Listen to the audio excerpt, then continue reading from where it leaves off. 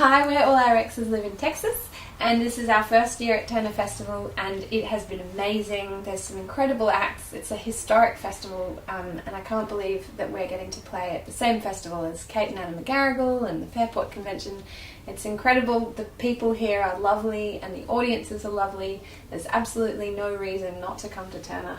As many years in a row as you possibly can muster. About 5 or 6 years ago, we were all sort of doing solo projects and playing around Sydney and going to each other's shows and singing backing vocals in each other's bands and things. And it was actually a friend of ours who had the idea that we should start a band together. He was putting on a show and was like, "This would be cool," and we were like, "Oh, okay, sure." And so we picked a weird band name, and we thought we were just going to do one gig, but yeah, now it's been 6 years and we've done 1 million gigs and we still got the weird band name, so it's basically the sum of it. We had to find a band name really quickly, so we googled worst country song titles of all time. Well, we're not sure if it was worst or best country song titles of all time. Worst slash. It is a slash. It's a slash. And you should definitely look at that list because it's pretty hilarious. There's a lot of really funny ones on there. But all my exes live in Texas was it seemed to ring quite. It was musical sounding and also funny. Our music is hard to describe, I think, but when we formed, it was very much about us all being singers and taking turns being lead. And then the thing that kind of I think sets it apart is the harmony, 4-part harmony, of which there's not heaps of bands, at least that I've seen around, doing that 4-part thing. And I guess we're inspired by the McGarrigle sisters and the kind of Wainwright family, that sort of folk singer-songwriter tradition.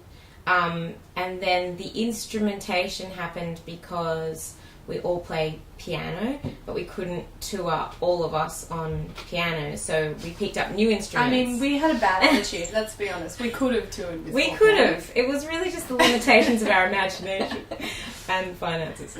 But yeah, it was... So we picked up these instruments, and in Sydney at the time there was a real bluegrass fad, kind of not fad, but everyone was into bluegrass because of the Oh Brother We're Out There thing.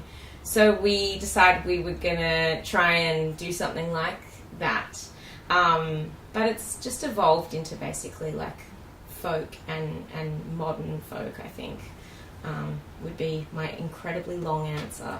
I think we all grew up listening to various artists that were from that kind of Americana folk tradition and English folk tradition. So we all have different kind of experiences with that music.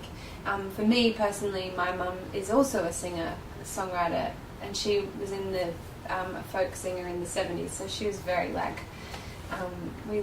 she listened to a lot of Linda Ronstadt and Emmylou Harris and Janis Ian, and like we actually saw Janis Ian at the Cambridge Folk Festival, and the first song she did was Jessie, which is like the song that my mum is my granddad's favourite song that my mum sings, and so it's like, and my family are all musicians, so that's from my perspective where the love of folk music came from. We all studied jazz at university, which is pretty hilarious because it feels like a bit of a rebellion to then go and sing folk music, but I think that does then influence our like harmonic songwriting process and the melodies and stuff, because I think that then that kind of interesting harmony that you get from jazz does seep into our writing for sure. So yeah, it's kind of like a combination. If you could get a big melting pot and put all of 4 of our experiences in, then you kind of end up with this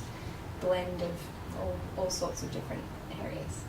We're all really political, and when we started the band, we didn't start thinking about how we were going to start putting our politics out into the world, but then as this band develops and you do more interviews, and like Georgia has written a song recently about domestic violence, and yeah, I think we just start going, okay, what matters to us and what's really important to us, and we are all very political and we're all feminists, and we want to start singing about that more and yelling about it a bit, and yeah. We are going to play a song called Dear John, which I wrote for my boyfriend, and it's about attempting not to be needy and not doing a very good job of it. Anyway. Dear John, I know it's wrong, but I need you. Oh, how I need you.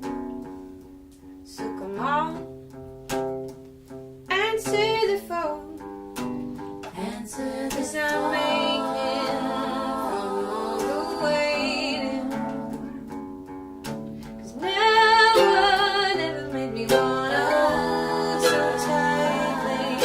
And no one else is ever gonna fit beside me. So forgive me now for asking you to tell me